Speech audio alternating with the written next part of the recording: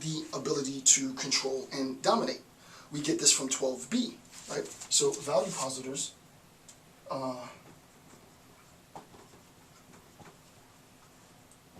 have the ability to control and dominate. Right? Value positors have the ability to control and dominate. We get this from 12b, right? And again, as I said in 12b, which is at the top of still, again, page 14, all these values, psychologically constructed, the result of certain perspectives of utility, designed, emphasis, to maintain, emphasis, and increase, emphasis, human constructs of domination, right? Who are the ones that are designing them?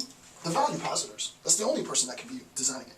Value positors then are designing these values in order to maintain and increase domination. That's undeniable from the text. So now we recognize that value positors have the ability to control and dominate. Like, that's the whole purpose of the design.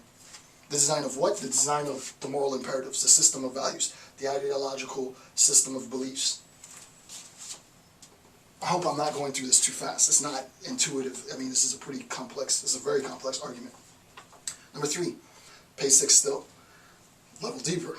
As one's power increases, right? As your power increases, one's ability then to control has to increase, right? If you look at the combination of these parts, right? My influence increases as a value positor as my power increases, and we recognize that the purpose that value positors have is to design systems of control. Then it has to be the case, the third point is that it has to be the case that as my power as a value positor increases, my ability to control also increases, right? So as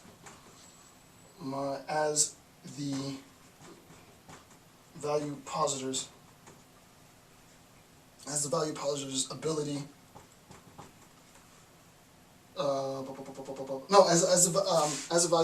power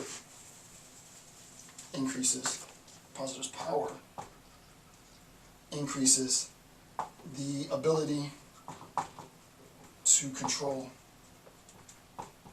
increases.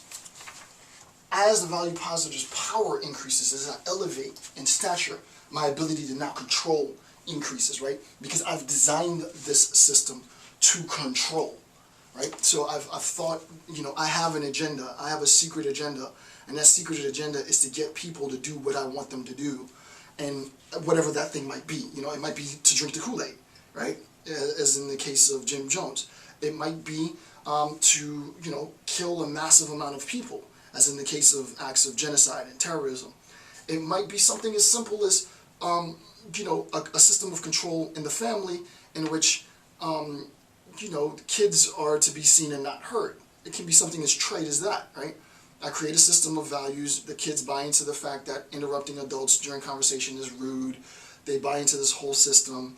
And insofar as they buy into the system, I control their behavior. They remain silent until I start speaking to them, right? So you can see that's a very, very simple example. But as my power increases on a more international level, and I've created and posited this system of beliefs as a value positor, then I have far more control over a greater number of people who have opted into that system of belief. Okay, number 4, right? Number four, as the value positor's ability to control, now we're picking up where we left off, right? So we recognize that value positors have the ability to control, so now we're just going to pick up where it left off. As my ability to control increases, as I have more ability to control more people now, my ability is specifically the ability to control your belief, right? And I'll explain the importance of this, right? I'm going to read number 4. As the value positor's ability to control increases, his or her ability to control your beliefs increase. Remember, this system, you opt into this system and then ultimately into the, this is like a form of cult leadership type analysis, assessment. At least that's my interpretation of Nietzsche, because that's what I do. This is what I analyze for a living. as the individual being handled, being controlled by my handlers, I am opting into an ideological system of belief. So now I control what you believe, right? And if I tell you that the world is going to end tomorrow, and you really believe that the world is going to end tomorrow, then any suggestions, any directives, any assertions that I make with respect to maintaining that the world is going to end tomorrow, and you truly believe that, I am going to be able to control how you act based on that belief, right? So if you look at the idea of control, and I'm not going to draw it because I have it there already. If you look at the idea of control, control as a subset within control is the control of one's belief, right? We have control as a general overarching concept, and one of the things that you can control, not just behavior, is an individual's belief. And that's what's key at this point. That comes as, number 4 comes as a consequence of note 14 plus note 12b. Take your time and do this, right? And I know I'm going through this a little fast. People are telling me I'm going too slow. But that's why I'm taking my time, because I feel like I'm going too fast, right? The idea, the recognition that value positors inevitably control not just your behavior, but they control your behavior through controlling your beliefs is critical. And despite the fact that I just explained it clearly, I still think you should, on your own time, go in and read note 14 and note 12b and see the relationship between note 14 and 12b, right? So this is the set of control. So what I'll put here is control of beliefs.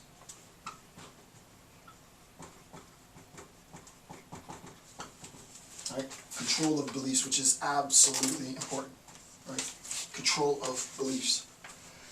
Thus, last premise, thus, as a value positor's power increases, his ability to control your beliefs increase, right? As my power increases, my ability to control what you believe, and ultimately your actions based on that belief increases.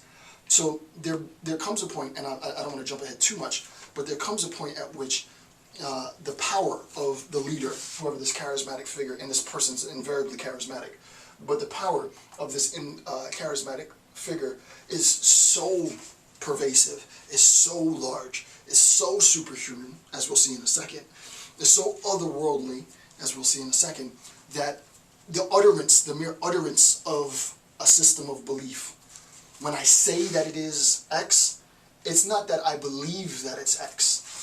It's not that I believe that it is X. It's X. It is X ontologically, right? And we'll talk about the significance of that later, right? The belief is so powerful that there isn't any moment of deliberation or decision-making in the mind of the individual being controlled. When someone is being controlled at this level of control, I say do X, you do X. You don't think about it. You just do it, right? I say it's night, and you see that it's daytime, you believe it's nighttime. And I know a lot of you are like, oh, this is hokey, this is so on and so forth. But, this is why I do what I do, right? Is to understand this system of control. And I think at this level, nobody does it better than Nietzsche. He's the master at this level. I would say he's far better than some sort of Skinnerian behaviorism sort of account, which I think is a lot less solid conceptually than this account.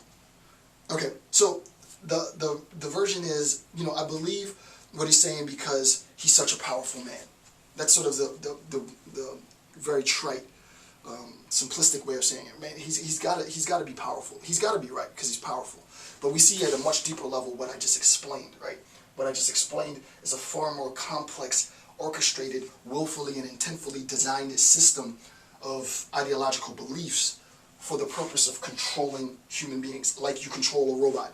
Go left, pick up box, jump off the bridge, jump off the bridge. There's no question, because the power is in the belief, right, at its deepest level.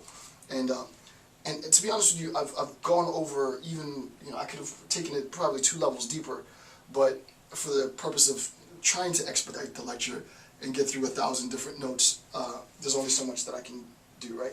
So the correlation then is, as power increases,